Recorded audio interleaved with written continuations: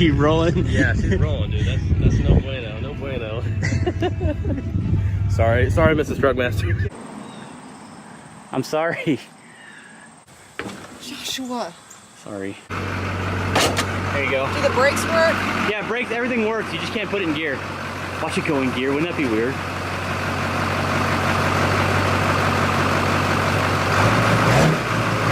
You ain't kidding. It won't go nowhere. What's the clicking? Oh. What was that?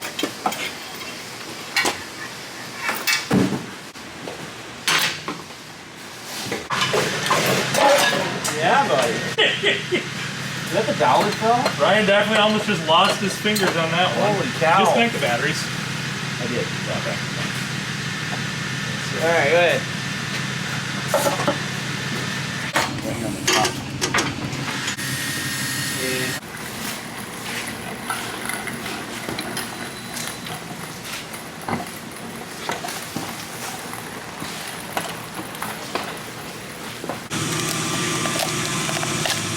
Look how clean that brake is. That's beautiful. Since we pulled the trans, how are we going to fix this right here? Piece of cake. Okay. We'll just open her up, Uh-huh. jam a bunch of hard billet goodies in there. Yeah. Everything's going to be billet basically all the way through, other than the planetaries. Right, but I mean, like, you know, I thought we pulled it that way we could just glue it back on or something, right? Well, yeah, I got some JB Weld. Yeah, let's try that. That's some really good stuff. I mean, or we could wrap it up with Gorilla Tape. I mean, the Gorilla Tape. Gorilla Tape will interfere with the splines, though. Oh, we'll just smash it in there. It'll be perfect. What do you recommend, JB Weld or Gorilla Glue? I think a little of both. That would be great. Yeah, that's really going to work A little good. bit of both, mix them up? Okay. Yeah. No, we don't do meth. As you can see, we just removed the transmission from the YBridge. This is super exciting. Ryan is going to, he has this fancy machine called Hot Flush. He's going to flush out the system, and then we'll go ahead and have Mark tear this thing down and see what's actually going on in this transmission. I'm pretty curious to see what we're going to find. This is actually a hot flush machine, so what this does is we can actually hook these lines up to the cooler and flush any debris and particles out. It's got two different filter traps on here. This one here is pretty easy to get out, and any big particles or anything of that nature will get caught in the first one, and any fine pieces will get caught in the second. I guess we'll find out if there's any. We're gonna see, yeah. This thing, it'll end up getting about 180 degrees or 160 degrees if I remember correct. Works phenomenal. Replaced our old machine that we got rid of last year. So we'll get it fired up. We'll do a 15-minute cycle, let it drain out, see what we get. If there's anything in the coolers from the shafts letting go, and go from there. So make sure you guys watch till the very end. Let's see what we can find in this particle screen.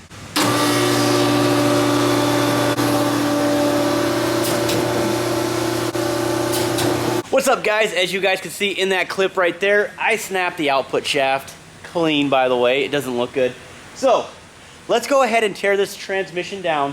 If you don't know, we're here at Kodiak Truck in North Prairie, Wisconsin. This is my good friend Mark. You guys have seen him multiple times here on the channel, and I do appreciate all of your support. Absolutely. For the channel and for the viewers. Yeah, absolutely. Yeah, we have fun doing this stuff. Now, if you guys are interested in transfer cases, front differentials, rear end work, anything like that, definitely reach out to him. I will leave a link in the description as well as a coupon code Truckmaster. It's going to save you guys 5% on parts.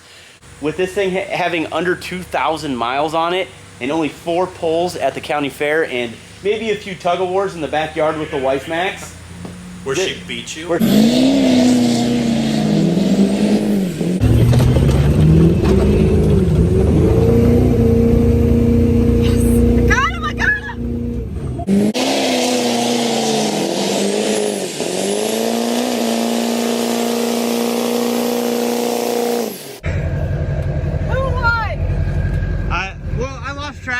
Let's see how this Garand transmission held up, and I know that you put it together.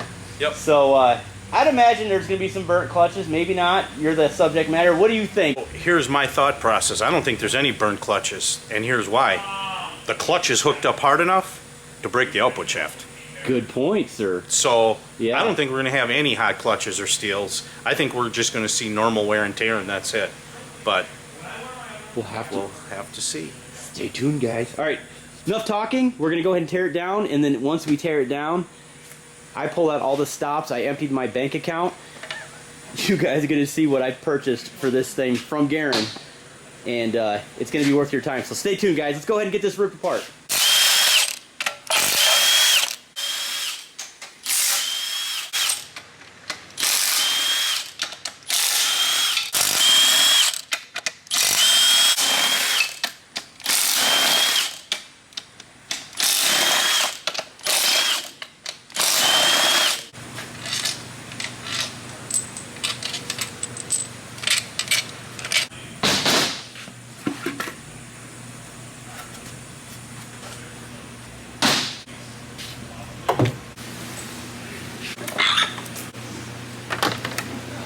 The strands didn't get hot.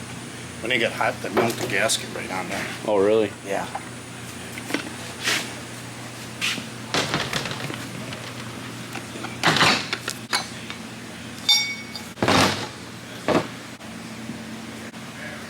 $80,000. Not bad. Same where, is it the same place it was when you... It's about 75 when we put her together. So we'll pull these clutches and look at them. And look at that, guys. Oh, they look brand new. She is brand shiny new. Mint trans. You know, I wasn't easy on her. I wasn't. Yeah. Yeah, there ain't a single hot spot, nothing in here. They seriously look brand new. Like, Yeah. You don't even package 'em see up. any wear on the steels, any hot spots, nothing. So she was incredible. hooking up just fine. Our C1, C2 clutch drum, that all looks good. Obviously, we didn't have the black choline steels in there, so it wasn't beating that up. So we'll get a feeler gauge. We'll check the clutch clearance on these also, in the C1s, and see where we're at there. Oh man, that's perfect. Is it possible that if you didn't set it correctly, that these would have already been smoked? So Oh, if yeah. like there was a trans builder that didn't, or so whoever built the transmission, 2,000 miles, absolutely. yeah. Yep. Clutch clearance is everything on these. No matter what the transmission is, the clearance is always critical. All right, this will be interesting too, you guys can see. So this transmission is more of an early 01, 02 style. It runs a smaller bearing. You're gonna see when we replace that input shaft and put the billet piece in, it's gonna run a bigger bearing. So we'll go to the back room, grab a brand new bearing, a bigger one, and we'll show you that all. And we'll take a look at this stack of clutches, which I'm expecting to look just as nice as the other ones. Absolutely beautiful, guys. Which tells us our clutch clearance was spot on, nothing was slipping, and these little clutches are the ones that they'll catch a lot of load. I've already taken these transmissions apart that had stock clutches that came in for a rebuild. They got these so hot they warped them, and when that happened, it created zero clearance on the snap rings, and this whole thing popped up that we had to dig the snap rings out of there and literally take pry bars and pry this stuff off the shaft, which is you're beating the snot out of your trans and it's not built. So we'll get this shaft out of here, and we'll get the billet input in it. So at this point, we're going to show you guys what we picked up from Garen. Why do you usually use them? I know that you've been doing this for 30 plus years. Reliability and quality. I mean, hands down. Great customer support, great guys there, great people. Dave Anderson, Dave Garen, Bob Garen. You call there, you can talk to people, and you can get answers if you need something, you know, or if you hit a hiccup in the road or whatever. And they're knowledgeable. I mean, they've been in this business, I think, since like 1947, and I thought I was old. We got some really cool pieces here. This trans is going to be full billet except for the planetaries. We're looking to do about 1,000 to 1,400 horsepower max. Maybe twin CP3s, 2 turbos, and the biggest, baddest transmission I can slam underneath there. So, at this point, we're going with Garen stuff. So what do we have here on the table? Yep, so we've got our billet input shaft, which we're going to have in there. Our C2 clutch hub. Which is billet. Yep. That's a nice piece. Look at this, It's guys. beautiful. They were nice enough to send us also along already the P1 sun gear that's already machined out. So when you go to the billet hub like that, this is a bigger OD on that, so you have to have a machined one. Here's our factory one. You see that one go on there. The machined out one goes right on. So they saved us a bunch of time from not having to throw it in a lathe over here and machine it, which was great. And then we got our billet intermediate shaft, and we got our billet output shaft. So the whole trans is going to be billet, shafts, and C2 clutch hub. The only thing we won't have in here billet at this point is billet planetaries. If you were going to push this thing probably much past that 1400, and even that's walking the tightrope, then I'd say we're going to end up having to do billet planetaries also. So we'll see how this goes and see if Josh can wreck this one. Oh, did I say that out loud? A lot of times too on like transfer cases, even guys at truck pull, if you're going to break a shaft, some of the Dodge Cummins stuff, the early ones, the 241 DHDs, DLDs, the chassis didn't work, the truck bounced too much. Those shafts would break, and they would always break at the weakest point, was right where your spline to the thread transition is, and that's exactly where the other one broke. We'll show that when we get it apart, when we knock down the backside. But it's almost like a part line already there, ready to just bust. I'm telling you, man, So, JB Weld or Gorilla Glue. You guys let me know in the comments what would hold the best. JB Weld. And then we were also installing the big mighty Garin transmission pan. This thing is awesome. It actually adds an extra quart of transmission fluid, so it lessens the intervals when you're doing your services on your Duramax. Alright guys, we've got our C1, C2 drum assembly going back together here. So, when we put this billet shaft in, the billet shafts only come, and are manufactured, I should say, with this bigger style bearing. Here's the bearing that was in there on the input shaft. There's another difference here. So, we're going to switch to the bigger bearing, which we have to do. We're in. This bearing belonged with this drum. If you look, you're going to see there's a lip inside this drum. You can't run this drum with that lip on it in this assembly with the bigger bearing. I have a drum already from a newer style trans that's already machined off per se.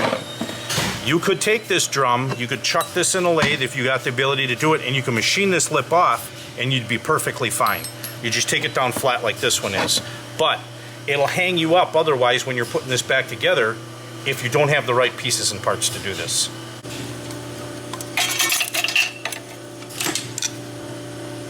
Yeah, we got a couple hot spots. Couple hot spots, nothing to lose our mind over.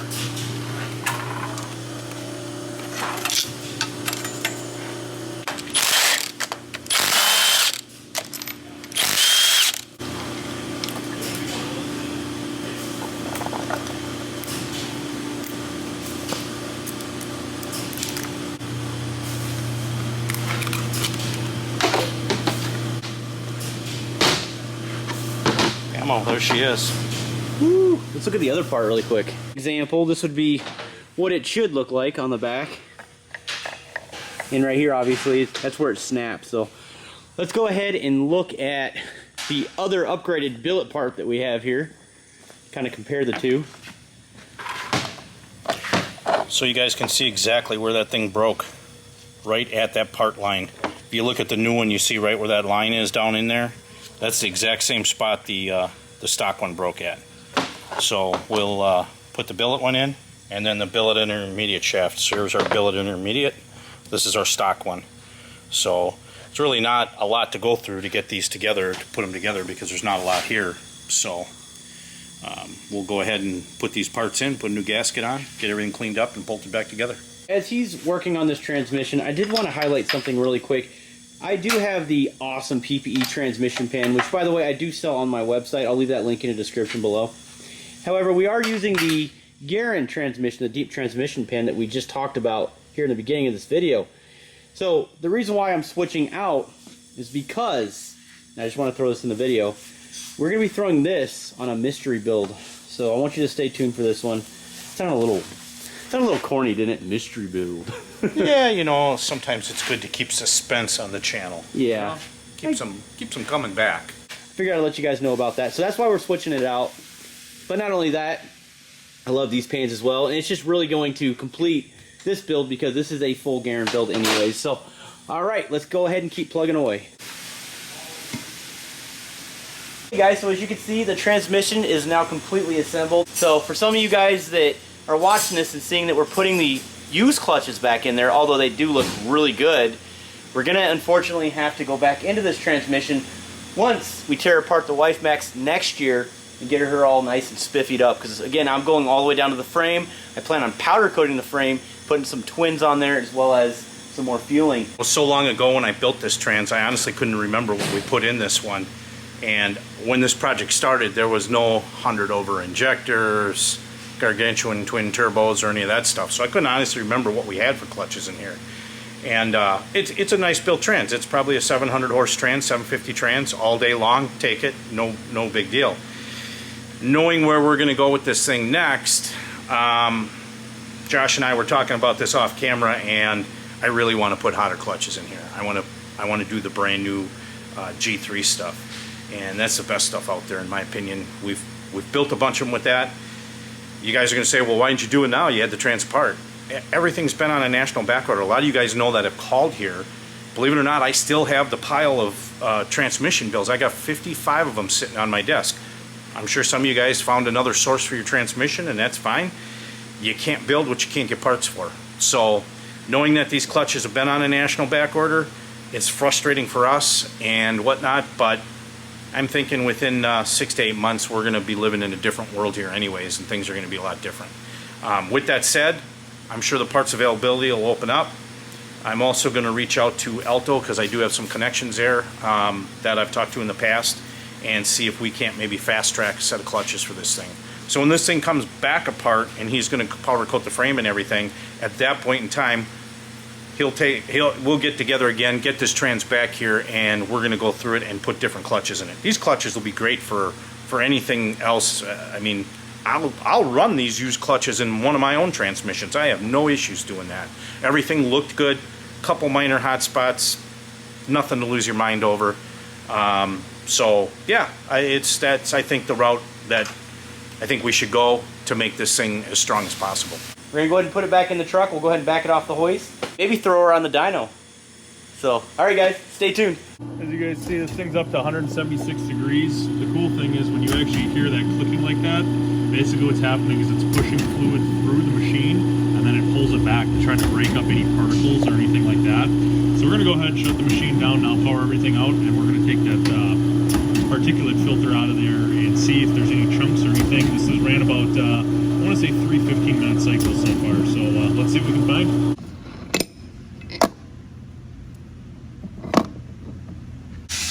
Oh, we found money.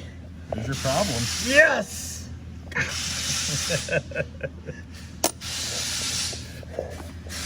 All right, so a quick look. You can see we got some particles, some material there, some more material that's in here. I'll go ahead and try to pick this out. You can see it's already picked up some simple debris here. This is just, like I say, from a couple, 45-minute flush cycle here. So we'll go ahead and probably clean this screen all out. We'll do one more flush cycle on it, see if we can get anything else out on, and go from there at that point.